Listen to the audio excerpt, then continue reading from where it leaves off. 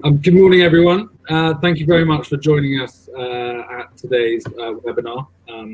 Very welcome to you all, and thank you very much for attending. Just firstly, we're going to wait a couple of minutes just because we're starting bang on time, and therefore we think it's always good to allow a couple of minutes just to give people a chance to join who might be making a cup of tea or something like that. Whilst we do, I've just got a couple of questions for Henry. Henry is our esteemed speaker that I'll be introducing in a couple of minutes properly. But Henry, just a couple of questions just whilst we wait for other people to join. If you could just give an overview of how your working life has changed since lockdown and since things have changed because of COVID-19. It'd be just interesting to hear just very kind of informally from you. Morning, everyone. Thank you for having me here. I appreciate so much for allowing us to come and share what the industry is about. When it was announced that COVID-19 had come, I think that was around 23rd or 26th of March.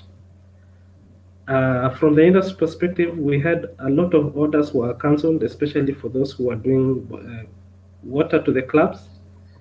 We had those, that was the biggest challenges, and that is what people were trying to catch up with, besides the fear of getting infection. So we are trying to keep alive and also trying to keep our businesses alive.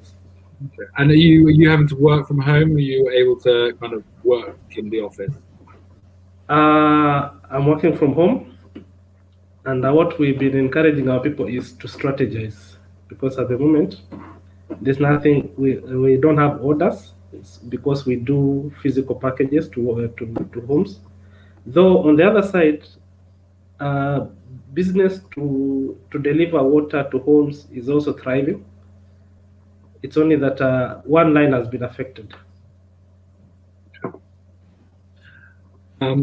Great. Yeah. So just a few kind of housekeeping, I guess, kind of things for every participant. A few people have said the audio is echoing. Apologies for this. I'm not sure if there's a reason. I'm hearing Henry clearly, and I think, Henry, can you hear me as clearly as normal? Yes, I do. Okay. Well, hopefully it's just for a small portion of you. And the first thing I would ask is at the cog at the bottom of the screen, there's the ability to turn the resolution down. If you can turn that down to 360, and that means it can accommodate slower speeds of internet, but sometimes that does distort the picture, so feel free to play with it and bring it up to 720 if you like. But if it's on HD and you have a slower internet, you might struggle with the connection, so do play around with that speed. At the bottom of the bar, if you haven't been on one of our webinars before, there's the opportunity to ask some questions. It's a chance for us at the end of the presentation to speak for Henry and get into some of your questions directly. So please do, either at the beginning or as the presentation unfolds, please do ask some questions. That'd be always great to get some more specifics to what's of interest. And there's a chat feature on the right-hand side as well that enables you to kind of talk, and if there are problems or are issues, then do let us know. And I've got my team on standby as well to help let me know via WhatsApp if there are any other problems.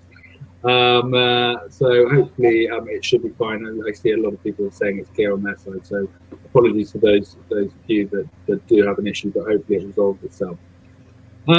This webinar will hopefully last around kind of 30 minutes or so. There'll be a chance to ask a few questions at the end. Yeah, we will hopefully wrap up just after 12 o'clock in Kenya or in 25-30 minutes wherever you are around the world.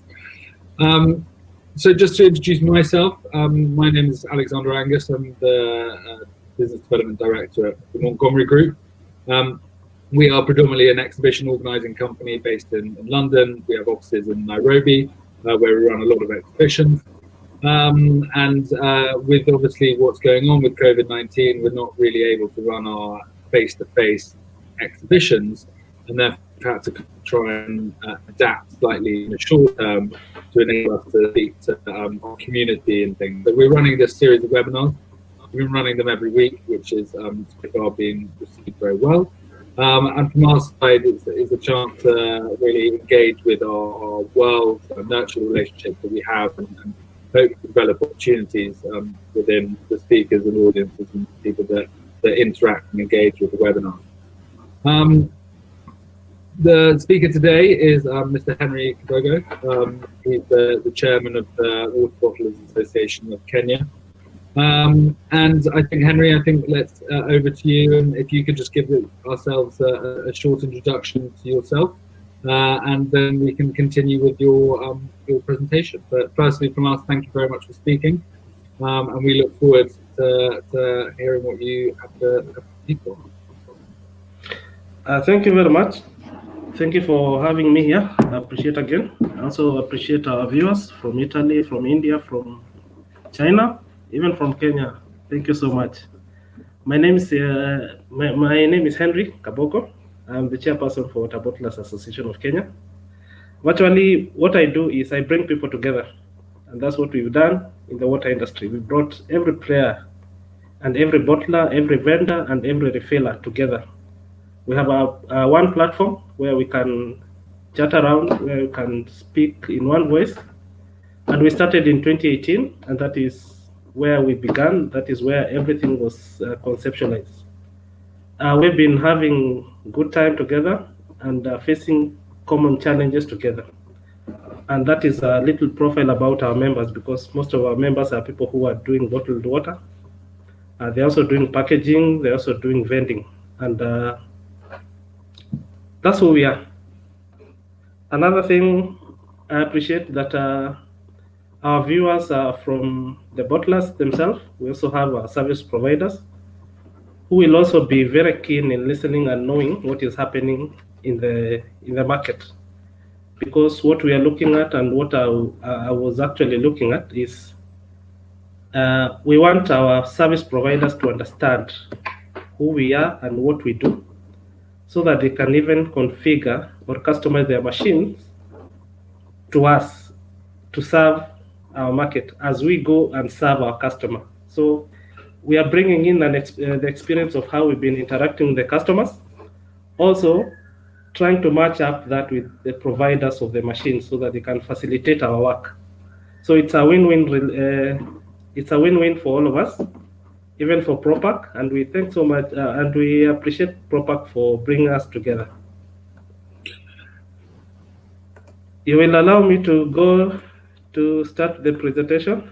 Yeah, you're going to need to share your screen. So if people can just bear with us for a few seconds whilst Henry shares the screen.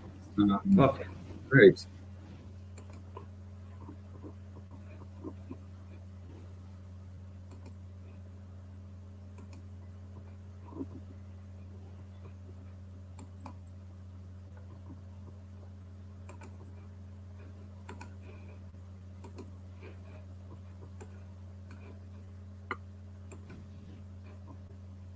Are you able to see it?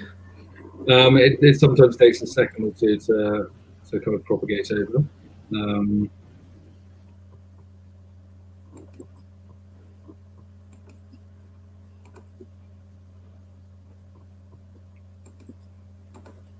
That should be it. Okay, there we go. Okay, Henry, I'll make this focused in on the presentation, but give it to you. Are we okay? We're good. We're good to go. Yes. Actually, our topic was get rid of COVID-19 recession thinking and leverage the market shifts. And we're having a look at the bottling and the vending industry. I also forgot to put in the refillers, because we are one and the same people. We shall be dwelling in on the recession and the effect of the recession in the industry. That's why we have our market shift, and I shall also share a sneak preview of the industry, including the providers, consumers, and regulators, so that even the new bottlers who are willing to join the industry can understand what they are getting into before they commit themselves. I will share challenges that the bottlers are facing and the opportunities available for both bottlers as well as our service providers, who are the packaging machine service providers, the labeling companies. And I will share a little case study in the water bottling industry and a little clip about Water Bottlers Association of Kenya. So the key takeaways, as previously shared, that's almost the same, like first-hand information gathered from the market, opportunities, and also the importance of single-use plastic, which is our primary dominant packaging material. We will share the challenges that have been brought about by COVID-19 and how to leverage and adapt them.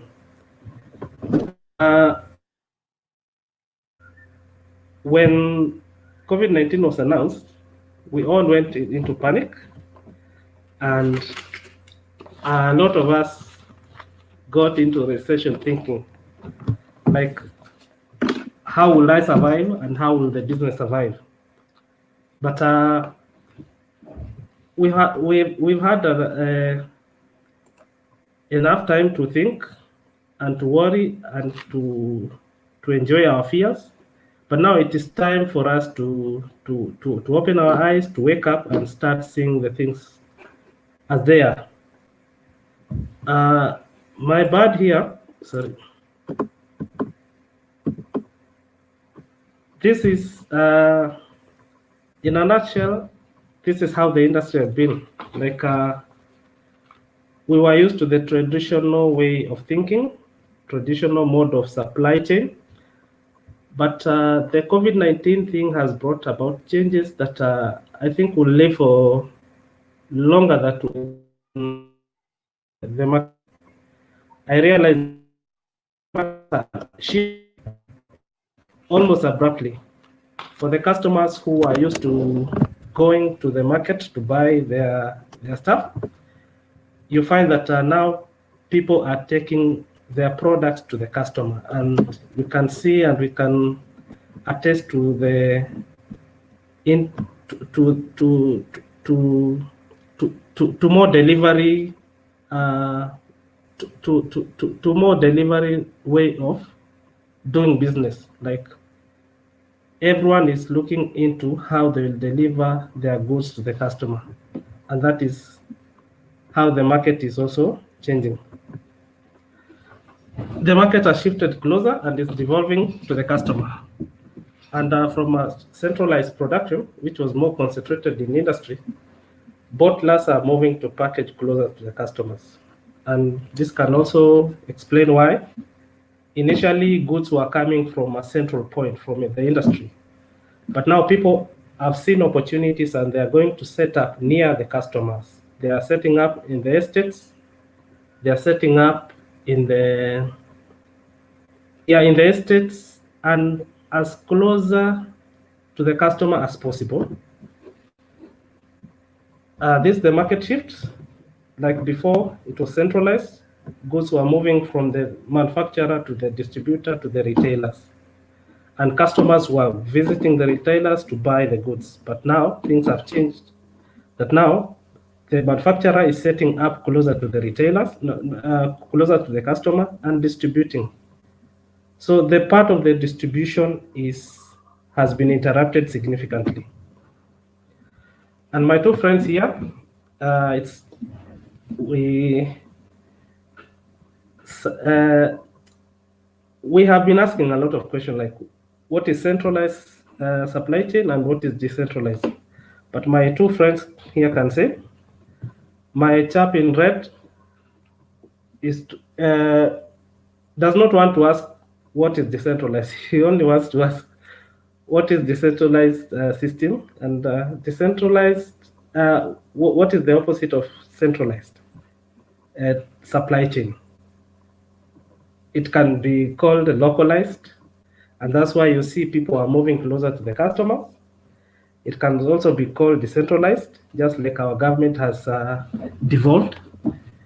It can also be called suburbanized because people are moving very close to the customer, and that means the production lines are also reducing.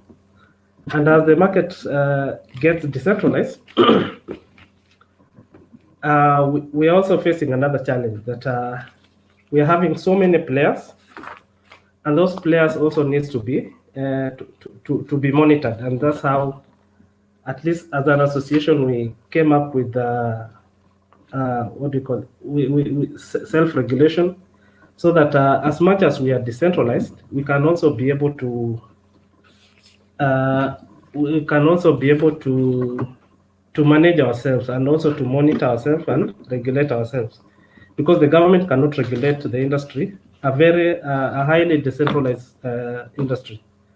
And that's why we came up with like this model of it is decentralized, but it is also regulated or monitored. The next slide will here this about 80% of the players. We had a meeting at KRA where all stakeholders, where all bottlers, vendors, and refillers had been called, because there are also other tax issues we are dealing with. And these are the numbers. About 450 to 500 people attended this meeting. Then we realized that we are so many players. So even to our service providers, these are the people you're serving. Then you come and realize that the water market is as big as the sea, and you choose where to plug in. As bottlers, we've chosen to plug in near our customers and provide them with water. Even the packagers and other service providers can see opportunities where they can serve the market. Looking at the numbers, about 58% of Kenyans are served with clean and safe water, and that is by the WHO UNICEF report shared last year. And then people are another opportunity that people are skeptical about drinking tap water, and they trust treated and packaged drinking water. And you see that is an opportunity that is coming, especially for the bottlers. And then the water market is an everyday market. There's a need for 47 million liters every year from Kenya alone. There's a market for 47 million liters every day. So today we'll have 47 million liters need. Tomorrow we'll have 47 million liters need. And I say the grass is, the playing field or the field is big for everyone, depending on how you look. We've been having competition among the players, but I don't think that is necessary, because the market is big for everyone and everyone can be accommodated. All we do is we choose how to be accommodated. This is an example of underserved urban, like the people on the left. These are a setup of our estates. Like we are very populated in buildings, and all these people need to be served with bottled water. Even the rural communities are also warming up to bottled water, because the water has been has been polluted over time due to agricultural practices and chemicals, and the rural population is also warming up to the bottled water. This is an example of my brand, and this is what we do. We do home deliveries. We also package and also sell to the supermarkets. But we started selling to the supermarket, but now we realized that the customers needed to be supplied water to their offices as well as to their homes, and that's what we are adapting to. The following slide is about our regulators. And before you jump into this business, you need to realize that as a bottler or as a new entrant, you need to realize that these are the regulators we shall be dealing with. We have the National Treasury, who control Kenya Revenue Authority. So you also have to know, like, what tax are you supposed to pay on this product. We also have WASREB, the Water Services Regulatory Board. They do their regulation. They regulate anything that comes from the tap. We have the State Department who controls Kenya Bureau of Standards, and they look at the quality and the way we trade.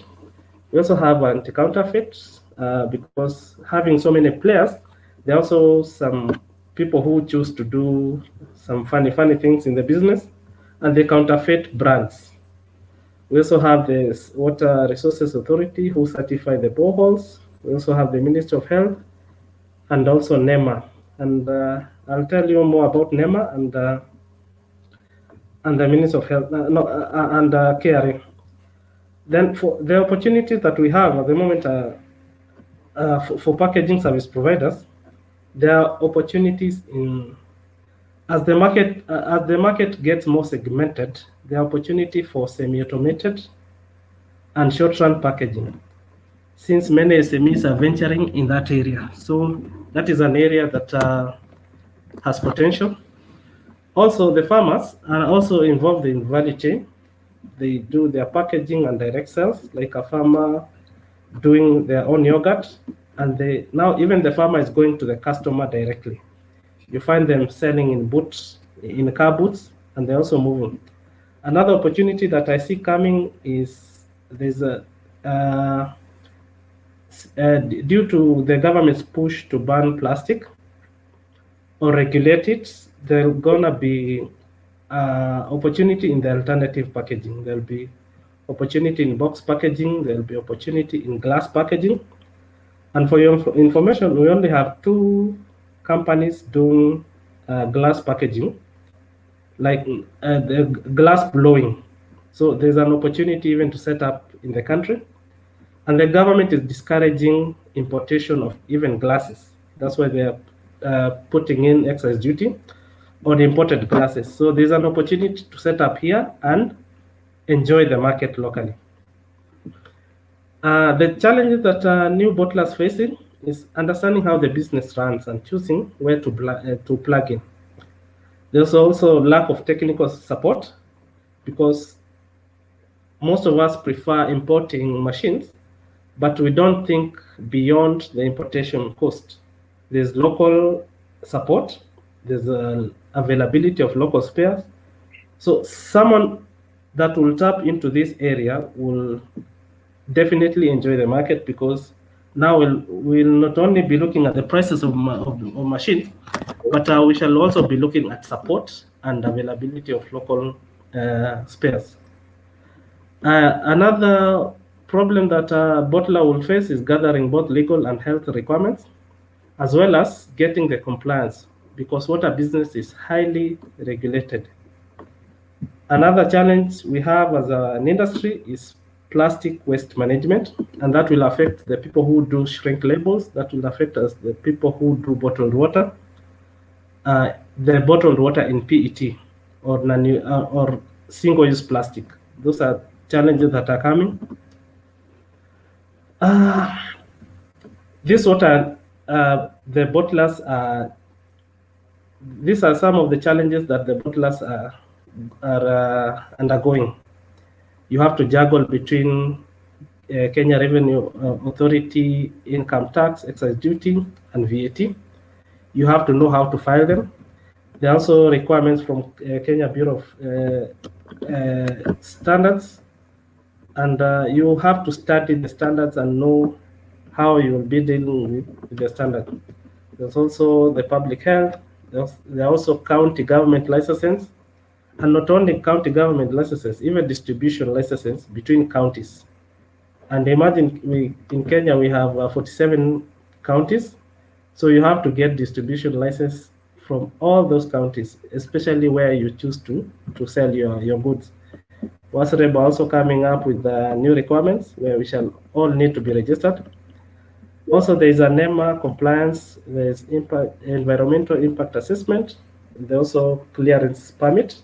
And the clearance permit is geared towards extended producer responsibility, that you will be responsible for the plastic you get out into the market, and you're expected to account for every ton you use. This is an example of the plastic waste. We are cognizant of the fact that this is a problem that the world needs to tackle, and the world starts from you, from me. So as we innovate or as we go into business, let us also understand that this is the problem that we are causing, and we need to see how we shall be reducing the plastic footprint from an individual perspective. Okay, about the Kenya water industry. The industry is a good example of devolved industry with approximately 600 compliant companies. We also have, all of us have unique setups and are mostly SMEs. Our packaging requirements are diverse and therefore cannot be met by one-size-fits-all solution. So this is where we're asking our service providers to consider customized solution for each and every packages, and at least avoid the offering that we have been getting, that like I have to change or I have to expand my factory to fit your machine. Why don't we have machines that can fit into the factory? Even if we shall look at modularity, that let's work with this module, let's work with this module. There's also the production is mostly in short run, and we have unique labeling requirements. I'll show you a few labels, and now customers are demanding more unique labeling. The mass market is slowly dwindling because everyone wants, every customer, especially those from the restaurants, they want to see their brand customized on the labels. Another challenge and a big opportunity we have is the data and batch coding machines, which has been a major challenge for the SMEs, because a number of us have been using stamps, and there's an opportunity to automate that process. Then, about the same industry, we have fully automated filling lines, we have semi-automated filling lines, and manual filling lines. I can tell you for free that the semi-automated and the fully and the manual filling lines constitute about 60% of the bottlers. We're also looking at all the players are competing in the same field and satisfying different and common needs. Then opportunity lies in meeting every bottler's unique packaging. As an industry, we would like to invite the packaging solution providers to provide innovative packaging solution for Kenya's unique packaging standards challenges. And together, in as much as we are packagers or bottlers, we're all looking at the customer. Let us look at what we shall be offering the customer in a unique way, in an innovative way, and in an environmentally safe manner. This profile, we started in 2018, and we are bringing together bottlers, refillers, and vendors. We have a database of about 350, though we're also looking at compliance, and from the 350, about 250 are fully compliant, and that's a good number. And since we started in 2018, May, we are trying to bring in everyone, because even the government expects us as the industry to self-regulate. And our main objective is to provide quality, affordable bottled water to the consumer. That's our brand, and that's my name. And my company is called Victoria Springs Mineral Water. Brand is Victoria Splash. Those are my contacts. And my Twitter, you can follow me on Twitter at Kabogo_Henry. And thank you for listening. Thank you so much. You're going to slink off into the bush. Fantastic. Well, I'm just going to unclose the shared screen so it's both of us again. Okay. Thank you very much. That was really interesting, and there's certainly a few questions have been asked, which is fantastic. Can I ask all the participants, do vote on the questions? There are, I think, 8 questions at the moment, and it'd be obviously good to ask. If lots get asked, then we can't answer them all, unfortunately. But if there are any that are really interesting, do do vote on them, and we can make sure that we answer the most important ones first. Just before I go into that, we will this presentation, this whole webinar will be available afterwards, accessed by the same link that you used to sign up and register and watch it. So it's all available after this. But if you'd like any direct contact details of Henry's or the presentation in its PDF, then do get in touch with us directly, and I'm sure we can share that. Right, on to some of the questions. I'll avoid my one first because I asked one, but we'll come to it. One from Mr. Pavan Kumar Singh, who I see is referenced himself as well in the chat, which is great. They manufacture carton packaging for water, milk, and other, I guess, liquid products. What is the market size for paper-based carton packaging as a replacement for PET bottles?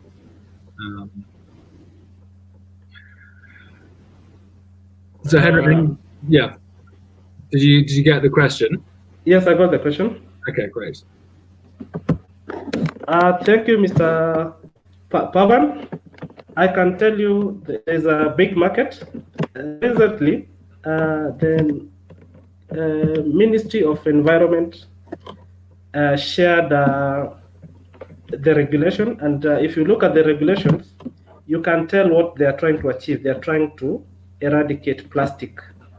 Around 4th of June, next month, the ban on single-use plastic in parks and other government installation will take effect, and that was it was a ban fostered by the government and announced by the president. And you see, those people in those parks will need to carry their water. And I've seen the document, and packaging, carton packaging is allowed. You can carry your water in the in the metal package, and also box packaging. So there's an opportunity, and it's coming. It's coming to replace the PET. Great. Yeah. I mean, we had a previous webinar from a gentleman called Kieran Smith who runs Mr. Green Kenya, and that was all about single-use plastic and recycling and sustainability of that side of things. But I think the other side of the kind of coin to recycling and sustainability is certainly paper-based carton packaging for liquids. But great, nice. Thank you for that question, Pavan. Moving on to another question from Matteo Posaborn. Sorry for my pronunciation if that's incorrect. They provide filling solutions to pack still water in paperboard cartons. So again, it's kind of similar principle, I guess. I would like to understand how this package is perceived in terms of SUP regulation, as it contains a small percentage of PE, around 20%. Does that resonate with yourself, Henry? Yes. Anything PET shall be subjected to producer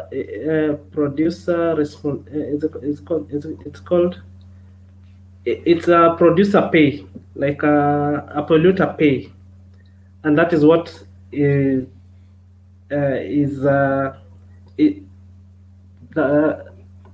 that's what is under that regulation. That anything PET, the government is trying to reduce, and as long as you're using PET, you should also subscribe to producer to the polluter pay principle. But as an industry, we are looking at reduction. So this is a welcome packaging away from the PET. It's an alternative we can vouch for and also trying to introduce into the market. Great. I'm going to keep going down the list. We'll have time for a couple more, I'm sure. Moving on to Anthony Nderito. What are the critical regulations for water manufacturing and distribution that a new entrant needs to be aware of? Okay, it's okay. Thank you, Anthony, for the question. The critical regulations are, first of all, is your KRA. No, we start with the Kenya Bureau of Standard Regulations. That your water needs to be to follow certain standards, and you can go check with the Kenya Bureau of Standards. There's also regulations from our taxation authority, and bottled water and similarly packaged water is taxed. It attracts excise duty. You also need to understand that tax and know and understand that you shall be charging 5.47 shillings per liter. So as you enter and as you price your products, you also need to remember that you are liable for that tax, in addition to VAT, in addition to your income tax. Then there's also another regulation, compliance with the public health and the NEMA. Especially the NEMA is coming, and you shall also be able to tell the government how you'll be able to manage your plastic. So those are the three main regulatory requirements that you need to be aware before you join the industry. Okay, great. And I think we'll have two more questions. We'll leave one of them to the end, I think. What are, during the COVID-19 pandemic in Kenya, what have the trends been with regards to purchasing and delivery of bottled water? So has there been an increase in bottled water, or maybe a kind of increase in people using tap water since people have maybe been in lockdown and things like that? I can say with confidence that delivery in homes has increased. The only delivery that has reduced is delivery in the offices, but delivery in homes has increased. Whichever mode you've been using, the refilling and the bottling. Great. Yes. And I think the last question is just a question from Anthony Mwendwa. It's quite a good plug for you as well, Henry. What is the process of joining the Water Bottlers Association of Kenya? The process is simple. You have to have a Kenya Bureau of Standard Compliance permit. You also have to have your registration certificate. And later on, when all of us are complied with Kenya Revenue Authority, we shall also require your excise license. And the fees are our registration fee is 5,000. Our membership fee per year is 10,000. And you can side chat me on my number, or even do us an email through info@wbak.co.ke, and I'll be able to answer all your queries. I can share my number. Great.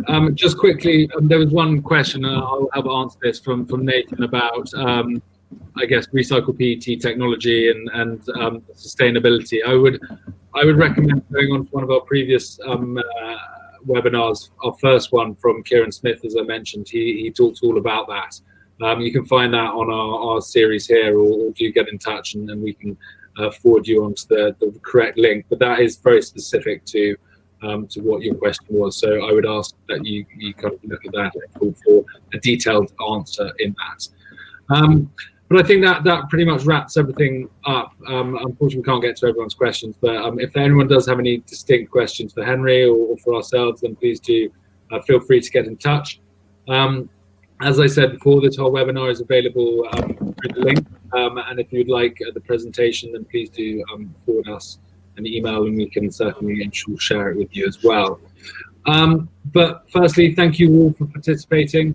Thank you for sharing your comments, your questions, your ideas. We've had 204 people participate, which is fantastic. It's great to see so much interaction, so much kind of virtual meeting, which is what we want. And secondly, to Henry, thank you so much. I very much appreciate your time. On behalf of Montgomery Group, we appreciate all the insights that you've been able to deliver. And it's people like yourselves and the participants here that will enable us to get back to normality as quickly as possible, and we look forward to that normality, I'm sure.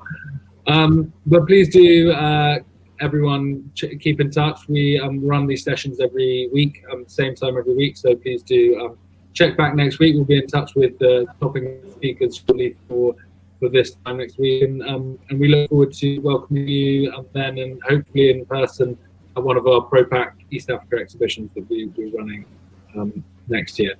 So yeah, Henry, thank you. It's been a privilege to have you speak. Everyone else, thank you very much. And we look forward to hopefully seeing you soon. But I will end the broadcast now, and hope you'll stay safe and go well. Thank you.